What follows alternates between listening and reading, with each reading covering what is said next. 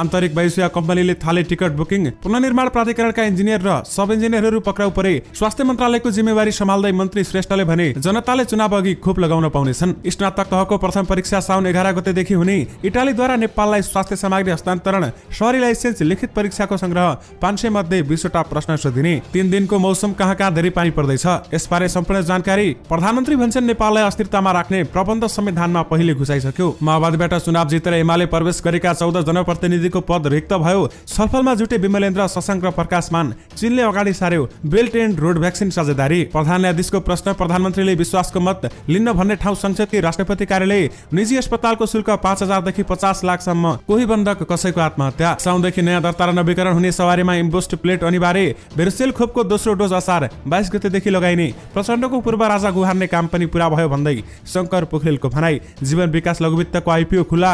कक्षा 12 को परीक्षाबारे बोर्डले भन्यो संक्रमणको अवस्था हेरेर निर्णय लिन्छौं। आयल निगम घाटामा छ, अझै पेट्रोल डिजेलको मूल्य बढ्न सक्छ भन्दै निगमको भनाई। निषेधाज्ञा खुकुलो गरिएको उपत्यकामा अझै निषेधाज्ञा थपिने। के सञ्चालनमा आउला त सार्वजनिक यातायात? यसबारे पूरी जानकारी पनि आजकै भिडियोमा। दर्शकवृन्द नमस्कार, तपाईहरुलाई फेरि पनि स्वागत छ हाम्रो च्यानल स्मार्ट खबरमा। दैनिकी जस्तै तपाईहरुमा देश तथा विदेशका केही महत्त्वपूर्ण अनि मुख्य समाचारहरू लिएर उपस्थित भइसकेका छौं। हाम्रो मेहनतको लागि तपाईहरुले यो भिडियोलाई एउटा सानो लाइक गरी सक्दो शेयर गर्न भनी नबिर्सिनु होला। त्यसैगरी यदि तपाईहरुले अहिलेसम्म हाम्रो च्यानल स्मार्ट खबरलाई सब्स्क्राइब गर्नु भएको छैन भने सब्स्क्राइब गर्नु होला। साथै छेउमा रहेको बेल घण्टीमा क्लिक गरी अलमा क्लिक गर्न पनि नबिर्सिनु होला। आउनुस् आजको पहिलो समाचारतर्फ लागौं। दर्शकवृन्द, आफूहरूलाई सेवाबाट हटाउन लागेको भन्दै प्रदर्शनमा उत्रिएका राष्ट्रिय पुनर्निर्माण प्राधिकरणका प्राविधिक कर्मचारीहरूलाई प्रहरीले नियन्त्रणमा लिएको छ। शुक्रबार दिउँसो उनीहरूलाई माइतीघर मण्डलाबाट नियन्त्रणमा लिएको हो। बबरमहलबाट प्रदर्शन गर्दै उनीहरू माइतीघर मण्डलामा आइपुगेका थिए। माइतीघर मण्डलामा आइपुगे लगत्तै प्रहरीले उनीहरूलाई नियन्त्रणमा लिएर भ्यानमा राखेको थियो। असारपछि कामबाट निकाल्न लागेको भन्दै भूकम्पले भत्किएका विद्यालय पुनर्निर्माणमा खटिएका इन्जिनियर र सब इन्जिनियरहरू राष्ट्रिय पुनर्निर्माण प्राधिकरण प्राविधिक राष्ट्रिय हकहित संरक्षण समितिको नामबाट आन्दोलनमा उत्रिएका छन्। शिक्षा मन्त्रालयमा 2036 सालदेखि कार्यरत 320 इन्जिनियरलाई 2076 देखि राष्ट्रिय पुनर्निर्माण प्राधिकरण अन्तर्गत विद्यालय पुनर्निर्माणमा खटाइएको थियो। त्यहाँका केही तस्बिरहरू तपाईहरुले स्क्रिनमा देखिरहनु भएको छ। आउनु अब अर्को समाचारतर्फ लागौं। दर्शकवृन्द, शिक्षा मन्त्री कृष्णगोपाल श्रेष्ठले मध्यावधि चुनाव अघि नै जनताले कोभिड-19 विरुद्धको खोप लगाउन पाउने बताएका छन्। शुक्रबार स्वास्थ्य जनसंख्या मन्त्रालयको समेत जिम्मेवारी सम्हाल्दै मन्त्री श्रेष्ठले भने जनताले नो भोट नो खोप भनेका छन्। हामी यस भोट गराउँछौं भन्दै उनले भनेका छन्। खोपको सम्बन्धमा छिट्टै चमत्कारिक सफलता प्राप्त हुने उनले बताएका छन् भने उनले भने अनुसार आगामी वर्षमा सबै नागरिकले खोप पाउनेछन्। प्रधानमन्त्रीको पनि यही चाहना छ भन्दै उनले बताएका हुन्। प्रधानमन्त्री केपी शर्मा ओलीले सन् 2021 भित्र सबै नेपाली जनताले कोभिड-19 विरुद्धको खोप लगाउन पाउने पनि बताएका थिए। कर्मचारीसँगको ब्रिफिङमा मन्त्री श्रेष्ठले संकटमा लड्नका लागि कर्मचारीको मुख्य भूमिका रहने भन्दै सहयोगका लागि आग्रह समेत गरेका थिए। मन्त्री श्रेष्ठले शुक्रबार श्रम तथा रोजगार, वन तथा वातावरण मन्त्रालयको समेत जिम्मेवारी सम्हालेका छन्। आउनु अब अर्को समाचारतर्फ लागौं। दर्शकवृन्द, सवारी लाइसेन्स लिखित परीक्षाको प्रश्न संग्रह 500 मध्ये 20 वटा प्रश्न सोधिने भएको छ। सरकारले सवारी चालक अनुमति पत्र लाइसेन्सको परीक्षाका लागि ल्याएको नयाँ नियम साउन 1 गतेदेखि लागू गर्नुपर्ने भएको छ। यसअघि जेठ 1 गतेदेखि लागू हुने गरी जारी गरेको भए पनि निषेधाज्ञाका कारण देशभर नै लाइसेन्सको परीक्षा रोकिएको थियो। यातायात व्यवस्था विभागले अब लाइसेन्सका लागि अङ्कभारमा आधारित परीक्षा प्रणाली लागू गर्न लागेको हो। साउन 1 गतेदेखि लागू हुने सवारी चालक अनुमति पत्र परीक्षा सञ्चालन कार्यविधि निर्देशिका 2077 मा लिखित र प्रयोगात्मक ट्रायल दुवै परीक्षाको मोडालिटी समेत परिवर्तन गरेको छ। हाल प्रयोगात्मक परीक्षामा एउटै गल्ती भए पनि लाइसेन्स लिन अयोग्य हुन्छ, तर नयाँ निर्देशिकामा ट्रायल विभिन्न चरणलाई फरक अङ्कभार दिएको र 70 अङ्क ल्याएमा लाइसेन्स लिन योग्य हुने बताइएको छ। अर्थात् सामान्य गल्ती गरे पनि लाइसेन्स पाउनबाट वञ्चित हुनु पर्दैन। यातायात व्यवस्था विभागका महानिर्देशक नवराज घिमिरेले नयाँ निर्देशिका लागू गरी तयारी गरेको बताएका छन् भने नयाँ निर्देशिका अनुसार विभागले परीक्षाका लागि 500 वटा वस्तुगत प्रश्नको संग्रह सार्वजनिक गर्न सुरु गरेको छ। त्यस संग्रहभित्रबाट 20 वटा वस्तुगत बहुउत्तर प्रश्न सोधिने बताइएको छ भने 30 मिनेटको परीक्षामा उत्तीर्ण हुन न्यूनतम 70 अङ्क ल्याउनु पर्ने बताइएको छ।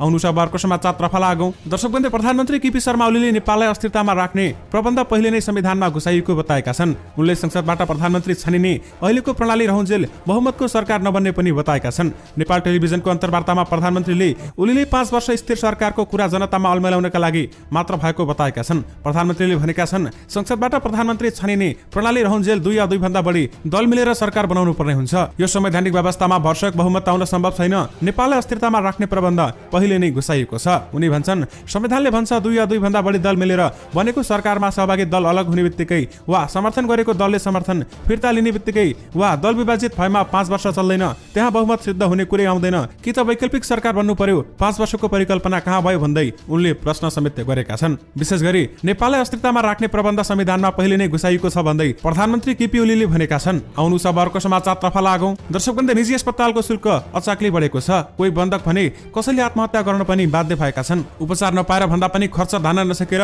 अहिले जीवन गुम्ने अवस्थामा पुगिसकेका छन्। महामारीको पहिलो लहर आएदेखि नै मन्त्रालयले प्रतिदिन सामान्य संक्रमितको रु 2000, मध्यम लक्षण भएकाको 3500 र चिकित्सा बिरामीको 7500 उपचार शुल्क तोकेको थियो। तर अस्पतालहरूले दिनको 50,000 सम्म लिँदै चिकित्सा भएर अस्पताल आएका संक्रमितलाई 5 लाखदेखि 50 लाखसम्म तिर्न बाध्य बनाएका छन्। महामारीको उत्कर्षमा मेडासिटी, ग्रान्डी र हेम्स अस्पताल लगायतका अस्पतालहरूले प्रतिदिन रु 7,000 देखि 50,000 सम्म शुल्क लिएका थिए। यो औषधि र खाना बाहेकको शुल्क भएको समेत बताइएको छ। गत वैशाखको दोस्रो साता हरारेमा उत्कर्षमा रहेका बेलामा नक्सालका 55 वर्षीय एक संक्रमित गम्भीर समस्या लिएर मेडिसिटी अस्पतालमा भर्ना भए। 1 महिना भेन्टिलेटरमा बस्दा उपचार शुल्क र औषधि खर्च 40 लाखको हाराहारीमा पुग्यो। आफ्नो परिचय नखोल्ने शर्तमा उनी भन्छन्, यो पटक ऋण खोजेर भए पनि बाँचियो, तर सरकारी संस्था धराएसी भन्दा मध्यम वर्गीय जनता उपचार नपाएर मरिरहेको तितो सत्य यहाँ पुगेपछि मलाई थाहा भयो भन्दै उनले बताएका छन्। यो जस्तै विभिन्न थुप्रै केसहरू रहेका छन्। निजी अस्पतालले अहिले 5,000 देखि 5 लाख हुँदै 50 लाखसम्म शुल्क लिने गरेका छन्। दर्शकवृन्द, तपाईहरुलाई यस बारेमा के लाग्छ? हामीलाई यो भिडियोको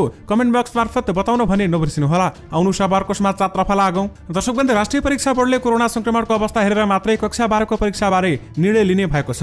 कोरोनाले रोकिएको परीक्षाबारे तत्काल केही निर्णय नलिने बोर्डका अध्यक्ष प्राध्यापक डाक्टर चन्द्रमणि पौडेलले बताउनु भएको छ भने अहिले पनि कोरोना संक्रमणको जोखिम कायमै रहेको भन्दै अहिलेसम्म परीक्षाबारे केही छलफल भएको छैन। प्रश्नपत्र छापेर तयारी अवस्थामै राखेको जानकारी समेत उनले दिएका छन्। उनका अनुसार कोरोना संक्रमणका कारण 4.5 लाख विद्यार्थीको परीक्षा रोकिएको छ भने बोर्डले गत जेठ 13 गते एसई र जेठ 26 गते कक्षा 12 को परीक्षा सञ्चालन गर्ने परीक्षा तालिका सार्वजनिक गरेको थियो। तर कोरोना संक्रमण दर बढ्दै गएपछि बोर्डले गत वैशाख 27 गते एसई र कक्षा 12 को परीक्षा स्थगित गरेको थियो। एसई को परीक्षा भने आन्तरिक मूल्याङ्कनबाट नतिजा प्रकाशित हुने भएको छ भने एसई को नतिजा आउन अझै केही समय लाग्ने बताइएको छ। यसबारेमा थप केही जानकारी आएमा तपाईहरुमाझ पक्कै पनि लिएर आउने नै छौं। त्यसैगरी कोभिड-19 का कारण करिब 21 महिनादेखि परीक्षा हुन नसकेको स्नातक तह प्रथम परीक्षा साउन 11 गतेदेखि हुने भएको छ। त्रिभुवन विश्वविद्यालय परीक्षा नियन्त्रण कार्यालयले साउन 11 गतेदेखि हुने परीक्षा तालिका सार्वजनिक गरेको छ।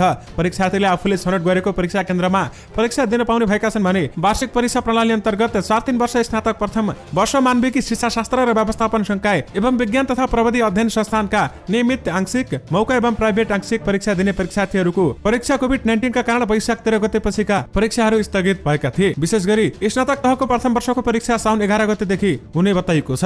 आउनु सबरको समाचारतर्फ लागौं। दर्शकवृन्द, काठमाडौँ उपत्यकामा फेरि निषेधाज्ञा थपिने भएको छ। करिब 2 महिना अघिदेखि निषेधाज्ञालाई अझै निरन्तरता दिने प्रशासनले जनाएको छ भने जिल्ला प्रशासन कार्यालय ललितपुरका प्रमुख जिल्ला अधिकारी ढुण्डी प्रसाद निरोलाले फेरि निषेधाज्ञा थप हुने बताएका छन्। नागरिकको स्वास्थ्य र संक्रमणलाई मध्यनजर गर्दै निर्णय लिने उनले बताएका छन् भने चरणबद्ध रूपमा स्वास्थ्य मापदण्डमा कडाई गरी केही क्षेत्र खुकुलो भएको छ भने निजी सवारी साधनमा जोर बिजोर लागू गरिएको छ। असार 14 गतेदेखि संक्रमणको अहिले नै पूर्वानुमान गर्न नसकिने बताइएको छ भने सार्वजनिक सवारी साधन चल्न दिने बारे केही पनि छलफल नभएको बताइएको छ। पछिल्लो समय निषेधाज्ञा खुकुलो गरिएको छ। मोटरसाइकल, कार, जीप, ट्याक्सी चलाउन दिएको छ। अहिले बैंक तथा वित्तीय संस्थाहरू स्वास्थ्य मापदण्ड पालना गरी सञ्चालन भइरहेका छन् भने विकास निर्माणका कामलाई प्राथमिकताका साथ अघि बढाइएको छ। पठाउ र टुटल सेवा पनि सञ्चालनमा आइसकेका छन् भने सरकारले आन्तरिक तथा बाह्य उडान गर्न दिने निर्णय पनि गरिसकेको छ। काठमाडौँ उपत्यकामा निषेधाज्ञालाई निरन्तरता दिनुको एउटै उद्देश्य भिडभाड नियन्त्रण गर्नु भएको बताइएको छ। निषेधाज्ञा थप्नु अघि विभिन्न सरकारवाला निकायसँग छलफल गरेर मात्रै निर्णय लिँदै आएका पनि बताइएको छ। त्यसैगरी यसबीच सार्वजनिक यातायात भने सञ्चालनमा नआउने बताइएको छ र नेपाल सरकारले सार्वजनिक यातायात सञ्चालन गर्ने सम्बन्धी अहिलेसम्म कुनै पनि सूचना र कुनै पनि निर्णय भने दिइसकेको छैन। यसबारेमा थप केही जानकारी आएमा तपाईहरुमाझ पक्कै पनि लिएर आउने नै छौं। आउनु सबरको समाचारतर्फ लागौं। दर्शकवृन्द, नेपाल आयल निगमले कम्पनीको नोक्सानलाई कम गर्नका लागि पेट्रोलियम पदार्थको मूल्य वृद्धि गर्नु परेको बताएको छ। नेपाल आयल निगम लिमिटेडका प्रबन्धक निर्देशक सुरेन्द्र कुमार पौडेलले अन्तर्राष्ट्रिय बजारमा क्रुड र डलरको भाउ अनपेक्षित रूपमा बढेकाले नेपालमा पनि पेट्रोलियम पदार्थको मूल्य वृद्धि गर्नु परेको अवस्था आएको बताएका छन्। हाल आयल निगम निरन्तर घाटामा गइरहेको भन्दै उनले नाफा कमाउने उद्देश्यका लागि नभई कम्पनीको नोक्सानीलाई घटाउनको लागि मूल्य वृद्धि गरेको उनले प्रस्ताएका छन् भने आगामी दिनमा पनि मूल्य वृद्धि हुन सक्ने उनको भनाइरहेको छ। उनले भनेका छन्, तेल उत्पादनको कटौती आफ्नो ठाउँमा छ, लगानीकर्ताहरू क्रुड र डलरमा केन्द्रित भएको अवस्था छ। हामीले लागत नै महँगोमा किनिसकेपछि कम्पनीले त नाफै नगरे पनि नोक्सान त सहनु भएन नि भन्ने हिसाबले नोक्सानी कम गर्दै जाने रणनीति अन्तर्गत नाफा कमाउने कुनै उद्देश्य छैन। अरू नोक्सानीमा नजाओस् भन्ने ध्यानमा राख्दै कार्यविधिको अधिकारको पनि न्यूनतम भन्दा न्यूनतम प्रयोग गरेर मूल्य बढाएको स्थिति हो भन्दै उनले बताएका छन्। अहिले पेट्रोलको मूल्य प्रति लिटर बढाएर 127 रुपियाँ पुगेको छ भने डिजेलको 110 रुपियाँ कायम भएको छ। यो भन्दा अझै मूल्य बढ्न सक्ने आयल निगमले बताएको छ। आउनु सबरको समाचारतर्फ लागौं। दर्शकवृन्द, कोरोना भाइरस विरुद्धको भेरिसेल खोपको पहिलो डोज लगाएकालाई यही असार 22 गतेबाट दोस्रो मात्रा खोप लगाइने भएको छ। देशभर जेठ 25 गतेदेखि 29 गतेसम्म 60 देखि 64 वर्ष वर्ष उमेरसम्मका नागरिकलाई चिनिया भेरिसेल खोपको पहिलो डोज लगाइएको थियो भने स्वास्थ्य सेवा विभागले एक सूचना जारी गर्दै पहिलो मात्रा लगाएका 3,70,000 नागरिकलाई असार 22 गते दोस्रो साताबाट मात्र खोप लगाइने तय भएको जानकारी दिएको छ। आउनु सब अर्को समाचार तर्फ लागौं। दर्शकवृन्द, सरकारले साउनदेखि नयाँ दर्ता हुने ब्लूमुक नवीकरण गर्ने सवारीमा इम्बोस्ड नम्बर प्लेटको जडानलाई अनिवार्य गर्ने भएको छ। नयाँ दर्ता हुन आउने र नवीकरणका हुने पुराना सवारी अनिवार्य जडान गर्ने व्यवस्था गर्न लागेको विभागका महानिर्देशक नवराज घिमिरेले जानकारी दिनु भएको छ। पटक पटकको विवाद र बहसपछि विभागले 2077 मा माघ महिनाबाट फेरि सवारीमा स्वैच्छिक रूपमा इम्बोस्ड प्लेटको जडान सुरु गरिएको थियो भने सरकारी नम्बर प्लेटका सवारी साधनलाई भने विभागले चैतसम्म इम्बोस्ड प्लेट जोडिसक्ने समय सीमा समेत दिएको थियो। विशेष गरी साउनदेखि नयाँ दर्ता र नवीकरण हुने सवारीमा इम्बोस्ड प्लेट अनिवार्य हुने बताइएको छ। इम्बोस्ड प्लेट भनेको के हो, यसबारेमा तपाईहरुलाई हामीले पहिलेका रिपोर्टहरुमा जानकारी दिइसकेका छौं। आउनु सब अर्को समाचार तर्फ लागौं। दर्शकवृन्द, कांग्रेस उपसभापति विमलेन्द्र निधि, महामन्त्री शशाङ्क कोइराला र पूर्व मन्त्री प्रकाश मानसिंह बीच छलफल भइरहेको छ। आगामी 14औं महाधिवेशनमा पार्टी सभापति शेरबहादुर देउवा विरुद्ध गठबन्धन बनाउने तयारीमा रहेका कांग्रेसका नेताहरू शशाङ्क निवास महाराजगञ्जमा छलफलमा जुटेका छन्। शशाङ्क कोइरालाका स्वकीय सचिव भरत तिवारीका अनुसार उनीहरूबीच आसन्न महाधिवेशनमा केन्द्रित रहेर छलफल समेत भइरहेको बताइएको छ। यसअघि पनि यी नेताहरूले बानेश्वर स्थित निधि निवासमा छलफल गरेका थिए। विशेष गरी विमलेन्द्र, शशाङ्क र प्रकाश मान छलफलमा जुटेका छन्। आउनु सब अर्को समाचार तर्फ लागौं। दर्शकवृन्द, आगामी 3 दिन नेपालका विभिन्न भागमा हल्कादेखि मध्यम वर्षाको सम्भावना रहेको मौसम पूर्वानुमान महाशाखाले जनाएको छ। महाशाखाले आज 3 दिनको मौसम प्रोफेसर सम्बन्धी बुलेटिन सार्वजनिक गर्दै सो जानकारी गराएको छ भने बुलेटिन अनुसार आज देशभर सामान्यदेखि पूर्ण बदली रहने समेत बताइएको छ। बुलेटिनमा लेखिएको छ, प्रदेश नम्बर 1, प्रदेश नम्बर 2, बागमती प्रदेश, गण्डकी प्रदेश र लुम्बिनी प्रदेशका केही स्थानहरू र बाँकी प्रदेशका थोरै स्थानहरूमा हल्कादेखि मध्यम वर्षाको सम्भावना रहेको छ भने प्रदेश नम्बर 1, बागमती प्रदेशका 1-2 स्थानहरूमा मेघगर्जन, चट्याङ सहित भारी वर्षाको सम्भावना समेत रहेको बताइएको छ। आगामी 24 घण्टाका लागि चेतावनी तथा परामर्श दिँदै महाशाखाले प्रदेश नम्बर 1, बागमती प्रदेशका पहाडी भूभागमा गेग्रान सहितको पहिरो र बाढीको सतह बढ्दा यातायात क्षेत्र प्रभावित हुन सक्ने भएकाले आवश्यक सतर्कता अपनाउन अनुरोध गरिएको छ। त्यसैगरी शनिबार सामान्यदेखि पूर्ण बदली रहनेछ र हल्कादेखि मध्यम वर्षाको सम्भावना रहेको समेत बताइएको छ। शनिबार प्रदेश नम्बर 1, प्रदेश नम्बर 2, बागमतीका प्रदेशका थोरै स्थानहरूमा मेघगर्जन, चट्याङ सहित भारी वर्षाको सम्भावना समेत रहेको बताइएको छ। त्यसैगरी आइतबार पनि प्रदेश नम्बर 1, प्रदेश नम्बर 2, बागमती प्रदेश, गण्डकी प्रदेश र लुम्बिनी प्रदेशका केही स्थानहरू र बाँकी प्रदेशका थोरै स्थानहरूमा हल्कादेखि मध्यम वर्षाको सम्भावना समेत रहेको बताइएको छ। तपाई हामीले बताएका ठाउँहरूमा हुनुहुन्छ भने आवश्यक सतर्कता भने अवश्य पनि अपनाउनु होला। आउनु सब अर्को समाचार तर्फ लागौं। दर्शकवृन्द, आगामी 17 असारबाट हुने नियमित उडानका लागि आन्तरिक वायुसेवा कम्पनीले टिकट बुकिङ थालेका छन्। बुद्ध एयर र यति एयरलाइन्सले टिकट बुकिङ सुरु भएको जानकारी गराएका छन् भने सरकारले साबिकको तुलनामा 50% पनि ननाग्ने गरी उडान संख्या तय गरी आन्तरिक उडान सुरु गर्ने निर्णय गरेको हो। सरकारले एक साताको समय राखी 1 जुलाईबाट उडान गर्न अनुमति दिएको हो। कम्पनीका अनुसार यात्रुले टिकट काट्न मोबाइल एप, वेबसाइट, रिजर्भेसन, नजिकको सेल्स काउन्टर वा ट्रायल एजेन्सीबाट समेत सक्ने भएका छन् भने सरकारले निजी सवारी साधनलाई जोरबुजर प्रणालीमा चलाउने गरी निषेधाज्ञा खुकुलो समेत बनाएको छ। विशेष गरी आन्तरिक वायुसेवा कम्पनीले टिकट बुकिङ थालेका छन्। आउनु सब अर्को समाचार तर्फ लागौं। दर्शकवृन्द, युरोपेली संघ ईयूको नागरिक संरक्षणको कार्यविधि अनुसार इटालीले नेपाललाई स्वास्थ्य सामग्री सहयोग उपलब्ध गराएको छ। कोरोना भाइरस कोभिड-19 को संक्रमण बढिरहेको अवस्थामा त्यसलाई नियन्त्रण गर्न इटालीले सहयोग स्वरूप उक्त सामग्रीहरू नेपाललाई उपलब्ध गराएको हो। नेपालका लागि ईयूकी राजदूत नोना देप्रेसले शुक्रबार त्रिभुवन अन्तर्राष्ट्रिय विमानस्थलमा स्वास्थ्य जनसंख्या मन्त्रालयका वरिष्ठ विशेषज्ञ डाक्टर रोशन पोखरेललाई उक्त सामग्री हस्तान्तरण गरेकी हुन्। इटालीले अहिले उपलब्ध गराएको सहयोगमा 20 वटा भेन्टिलेटर, 6000 आइसोलेसन गाउन र 10,000 पीपी लगायतका सामग्रीहरू समेत रहेको बताइएको छ। आउनु सब अर्को समाचार तर्फ लागौं। दर्शकवृन्द, जीवन विकास लघुवित्त वित्तीय संस्थाको आईपीओ आजदेखि बिक्री खुला भएको छ। आजदेखि बिक्री खुला भएको आईपीओ यही असार 15 गतेसम्म खुला हुने कम्पनीले जनाएको छ भने सभापतिसम्म माग अनुसारको आवेदन नपरेमा यही असार 25 गतेसम्म शेयर बिक्री खुला गरिने संस्थाले जानकारी गराएको छ। 19,77,30,00,000 रुपियाँ बराबरको आईपीओ निष्कासन तथा बिक्री खुला गरेको संस्थाका प्रमुख कार्यकारी अधिकृत सञ्जय कुमार मण्डलले जानकारी दिनु भएको छ। उनका अनुसार प्रति किता 100 रुपियाँका अंकित दरका 19,77,300 किता साधारण शेयर बिक्री खुला गरेको छ भने त्यसमध्ये जारी पुँजीगतको 5% अर्थात् 30,420 किता शेयर कर्मचारीका लागि र कुल निष्कासनको 5% अर्थात् 98,865 किता शेयर सामूहिक लगानी कोषका लागि छुट्याइएको बताइएको छ। बाँकी रहेका 18,48,015 शेयर किता सर्वसाधारणका लागि बिक्री खुला गरेको कम्पनीले जनाएको छ भने सो शेयर इच्छुक लगानीकर्ताले न्यूनतम 10 कितादेखि अधिकतम 1,000 कितासम्मका लागि आवेदन दिन सक्नेछन्। विशेष गरी जीवन विकास लघुवित्तको आईपीओ खुला गरिएको छ। आउनु सब अर्को समाचार तर्फ लागौं। दर्शकवृन्द, लुम्बिनी प्रदेशका मुख्यमन्त्री शंकर पोखरेलले नेकपा माओवादी केन्द्रका अध्यक्ष पुष्पकमल दाहाल प्रचण्डबाट पूर्व राजालाई गुहार्ने काम पनि पूरा भएको बताएका छन्। राजनीतिक प्रतिस्पर्धामा आफूलाई अग्लो देखाउने पूर्व राजालाई गुहार्न बाँकी रहेको र त्यो काम पनि बिहीबार प्रचण्डले पूरा गरेको नेता पोखरेलको टिप्पणी रहेको छ।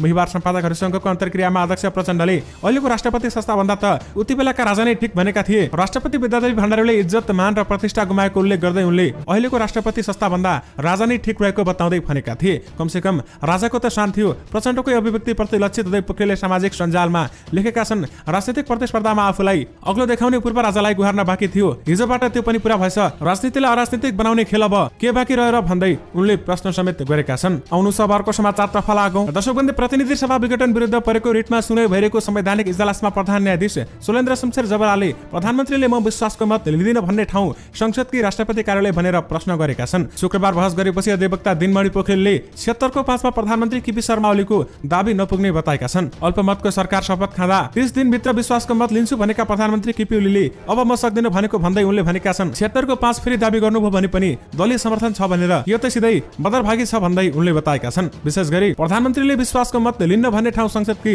राष्ट्रपति कार्यालय भन्दै प्रधान न्यायाधीशले प्रश्न गरेका छन्। आउनु सबरको समाचारतर्फ लागौं। दर्शकवृन्द, चीनले विकासोन्मुख मुलुकहरूलाई लक्षित गरेर बेल्ट एन्ड रोड भ्याक्सिनको साझेदारी कार्यक्रमलाई अघि बढाउने भएको छ। 2 दिन अगाडिसम्म बेल्ट एन्ड रोड सम्बन्धी एसिया प्रान्तमा क्षेत्रको उच्च स्तरीय सम्मेलनमा आफूहरूले सुप्रस्ताव गरेको चिनिया विदेश मन्त्रालयले समेत जनाएको छ। मन्त्रालयका प्रवक्ता झाओ लिजानले कोरोना विरुद्धको खोपमा अन्तर्राष्ट्रिय साझेदारी बढाउन सुप्रस्ताव गरेको जानकारी समेत दिनुभएको छ। आउनु सबरको समाचारतर्फ लागौं। दर्शकवृन्द, नेकपा माओवादी केन्द्रबाट निर्वाचित भएर नेकपा एमालेमा प्रवेश गरेका स्थानीय तहका 14 जनप्रतिनिधिहरूको पद रिक्त भएको छ। निर्वाचन आयोगले शुक्रबार सूचना जारी गरी 14 जनप्रतिनिधिहरूको पद रिक्त भएको जानकारी दिएको छ। पद रिक्त हुनेहरूमा रीना कुमारी शाह, सियाराम कुशवाहा, परिणिया देवी, गौरी शंकर प्रसाद, कान्ति देवी, सिमल कुमारी शाह, गीता देवी शाह, सतमीलाल दास ताती, शेष फारूक, छायादेवी देवकोटा, भागरथी विष्ट, शर्मानन्द भट्ट, पुरन बेसी, सुरेश कुमार थापा रहेका छन्। विशेष गरी माओवादीबाट चुनाव जितेर एमाले प्रवेश गरेका यी 14 जनप्रतिनिधिको पद रिक्त भएको छ। दर्शकवृन्द, सँगै तपाईहरुमा आजका सबै मुख्य समाचारहरू राखिसकेका छौं। फेरि पनि तपाईहरुमा नयाँ रिपोर्टहरूको साथमा उपस्थित हुने नै छौं। अहिलेलाई भने मलाई बिदा दिनुस्। नमस्कार।